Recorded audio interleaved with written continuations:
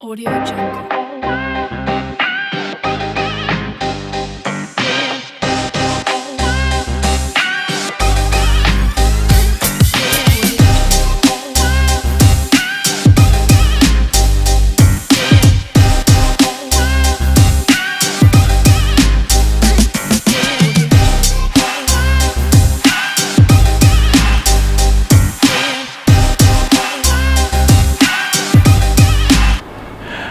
Bonjour, une fois de plus, bienvenue dans ce nouveau numéro du décryptage. Alors aujourd'hui, je vais partager avec vous qu'est-ce que la communication et quels sont les différents types de communication. Qu'est-ce qu'une agence de communication?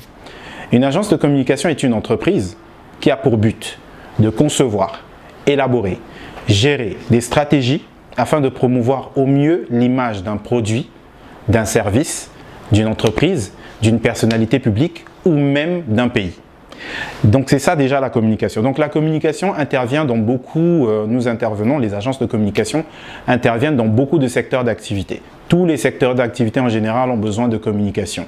Donc ça va de l'hôtellerie en passant par les métiers de la médecine, l'industrie, etc.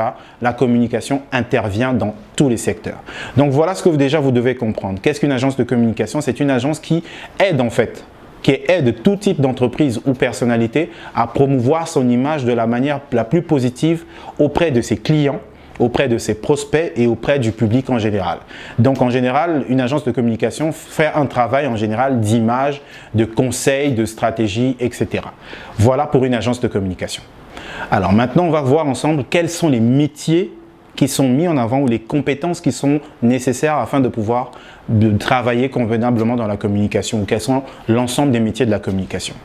Déjà, les infographistes sont déjà une composante de la communication. Lorsqu'on travaille dans une agence de communication, les infographistes sont en général toujours sollicités.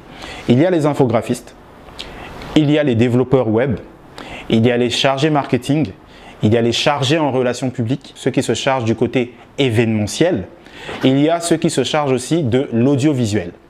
Voilà en gros les métiers immédiats qui sont en général sollicités dans les secteurs de la communication. Donc là, dans la communication en général, on sollicite des métiers qui sont de l'ordre marketing, des métiers visuels et des métiers en fait aussi d'ordre stratégique. Comme je disais donc, tous ceux qui sont dans le visuel, la photographie, l'infographie, la vidéographie, le web. Il faut aussi prendre en compte, ne pas oublier qu'il y a aussi les community managers, ceux qui font du community management sont aussi des composantes de métiers qui sont sollicités dans le secteur de la communication. L'une des choses qu'il faut comprendre, c'est que le secteur de la communication ou l'agence de communication ou le secteur de la communication est un secteur en soi qui est très vaste. Alors de ce fait, on constate qu'il y a beaucoup de types de communication. Premier type de communication, on constate qu'il y a la communication visuelle. Donc la communication visuelle consiste simplement à prendre en compte ou à créer des visuels qui vont attirer la clientèle ou qui vont aller dans le sens de la communication qu'on veut élaborer. Donc il y a déjà la communication visuelle, la communication par l'image. Ensuite, il y a la communication corporelle, c'est-à-dire je suis devant vous, je suis en train de vous expliquer, de vous partager quelques connaissances. J'ai des mouvements, j'ai des gestes. Ces gestes font partie de ce qu'on appelle la communication corporelle.